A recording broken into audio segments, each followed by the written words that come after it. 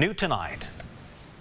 All in favor say aye. Aye. Any opposed? Motion carries. With that, Smith County Commissioners passed a resolution recognizing Elder Abuse Prevention Month.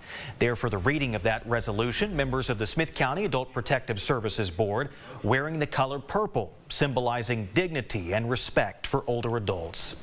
Elder abuse is more common than you might think, affecting about 1 in 10 older adults. As KLTV7's April Peardant tells us, at St. Louis Baptist Church in Tyler, people gathered to learn the signs of elder abuse and the scams to watch out for. Abuse of older adults is the reality. And Betty Mitchell says it won't stop unless we educate the public. It is the reality for many that are isolated, many that are in the state of self-neglect because they can no longer take care of themselves. St. Louis Baptist Church's Comfort Care Ministry is marking the day by educating the community so families and seniors can recognize the abuse. Financial abuse, sexual abuse, psychological abuse is the reality for a vast number of persons within our community.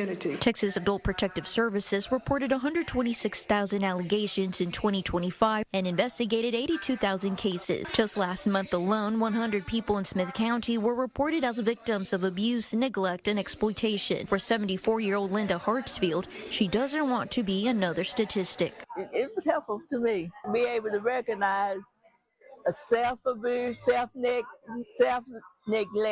and know how to deal with it. For Wanda Ely, she was there to learn how to better care for her 94-year-old mother. Need to learn more about some of the, red flags that elderly are faced with. Some red flags to watch out for include requests for gift cards, wire transfers or crypto, strange bank activity, missing cash or sudden account changes, as well as a new friend or caregiver controlling money, phone, or visitors. Ely says as an elder, you always have to stay aware to not be another victim. They catch you at the right moment, right now. April Peardant, KLTV 7 News. Now, Texas law requires anyone who suspects elder abuse to report it to the Texas Department of Family and Protective Services.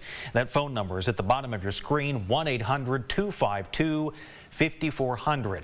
For an online link, just scan the QR code at the bottom of your screen or go to KLTV.com, scroll down the homepage, and click there on our big red box.